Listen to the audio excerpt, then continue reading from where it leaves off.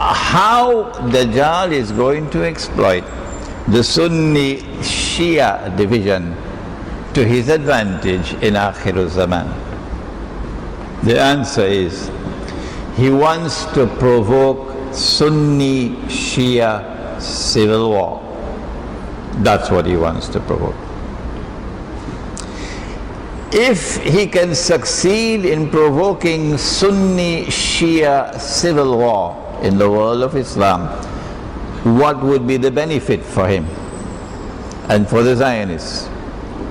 Number one, Islam is going to look terrible before the entire world on the stage of the world. Look at these Muslims at a time when they are back to the wall, fighting for their very lives. Look at how foolish the Muslims are, fighting amongst themselves. Islam is going to look so bad that whatever sentiment there may be in the world sympathetic towards Muslims, even that might be lost.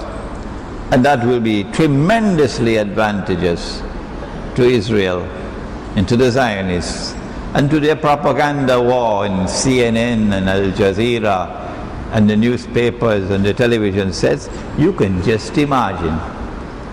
They're going to have a field day laughing at the Muslims who are fighting amongst themselves at this time. Number two, Dajjal will consider it advantageous to provoke a Sunni Shia war, because such a war will weaken both the Sunni and the Shia at a time when Sunni and Shia should be trying to build maximum strength and power to resist Israel and to resist the Zionists. Thirdly, Sunni Shia civil war is going to break up Pakistan. There's no way that Pakistan can survive. They are the ones who planned 9/11. And one of the reasons why they planned 9/11 is to be able to get a base in Afghanistan from which to target Pakistan, to attack Pakistan, to destroy Pakistan's nuclear plants and nuclear weapons, and break up Pakistan into bits and pieces. They've not been able to do it for 10 years. Even though they had the presidency in their camp, a man named Parvez Musharraf, before he left, the Pakistanis were calling him Dog Musharraf. For 10 years, and this is to the credit of the Pakistani people, that they've not been able to do it as yet. They are actually waiting for civil war. The reason why they have all the drones killing the Pakistani people and even killing the Pakistani soldiers is because they were hoping to provoke civil war in the Pakistan armed forces. But it has not happened so far, because the Pakistanis knew what they wanted and have denied it. But if they succeed in provoking Shia Sunni civil war in the world of Islam, goodbye Pakistan. But there's a fourth reason why Dajjal would like to provoke Sunni Shia civil war. I'm going to restrict myself to these four reasons, but I'm sure tomorrow on YouTube you're going to see so many scholars intervening to give us a 6 and a 7 and an 8 and a 9 reason and so on.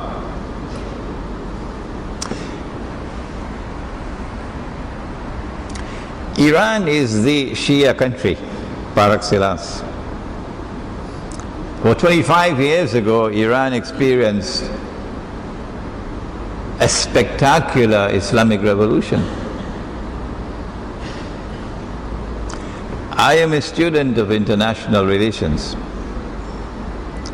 And in the language, in the terminology of international relations, we say that Islamic revolution in Iran was anti-systemic.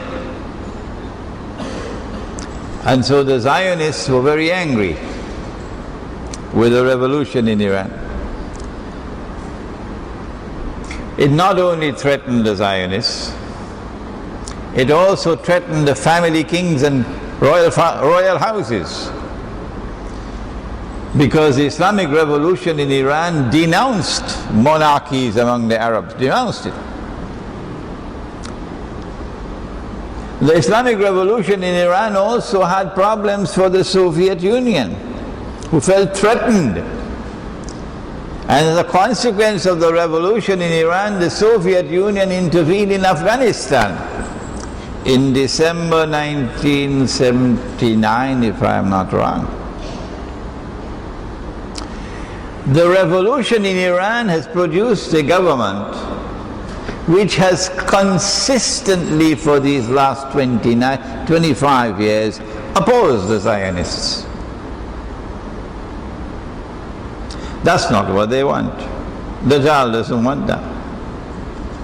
Sunni-Shia civil war in Islam, in my opinion, is going to facilitate the effort for regime change in Iran.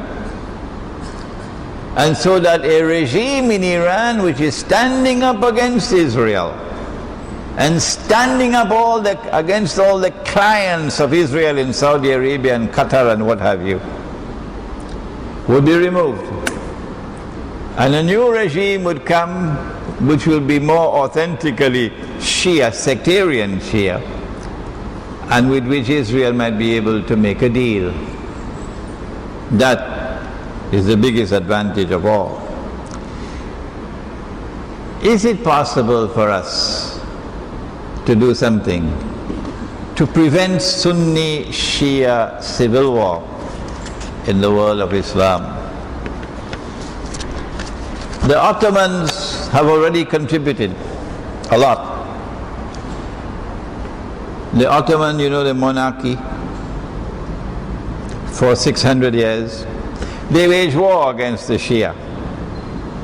So Sunni-Shia warfare to fan the flames of hatred. And today the drum beating is taking place. When I use the term Protestant Islam, by now you all know what I mean by Protestant Islam.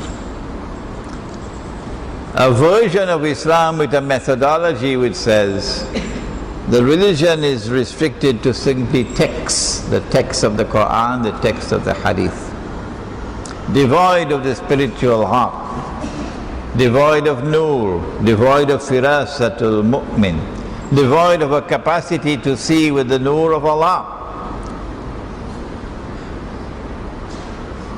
That Protestant Islam declares that only Allah and His Messenger and the Aslaf have the authority to interpret the Quran and to interpret the Hadith. That's their position, and I'm not speaking derogatively about them. No. I'm not ridiculing them. No. I'm not disrespecting them. I'm not waging war on them. No. It is this Protestant Islam which is now beating the drums furiously against the Shia. Taken for a ride by Dajjal, who wants to foment Shia-Sunni civil war. And so wherever there is Protestant Islam anywhere in the world today, you find a people who are obsessed with beating the drums of war against the Shia. One of the ways that we can avoid Sunni-Shia civil war is by calling a spade and telling them, you are foolish in what you're doing. You are playing, you are dancing to Dajjal's tune. The Zionists have been creating a Shia crescent by attacking Iraq and then bringing about regime change in Iraq with elections while the Americans are in control of Iraq, and you have elections, and by some magic wand, abracadabra, that becomes halal. A halal government emerges in election. That's foolish. And now a Shia government replaces the Sunni government in Iraq. And we see the crescent being created by the Zionists to try to present to the world an image of Shia Islam on the ascendancy and Sunni Islam being encircled. This is not by accident. This is intended to facilitate the brainwashing that is necessary for a Sunni Shia civil war to take place. So we need not only to silence those people by calling a spade, the drum beaters, but we also need political analysis from the minbar. We need the ulama who will have the knowledge and the insight to be able to understand what is happening in the world of politics today, in order that the ulama might play a role in preventing Sunni Shia civil war from taking place. Because if it does take place, that's it. We will suffer, and suffer tremendously.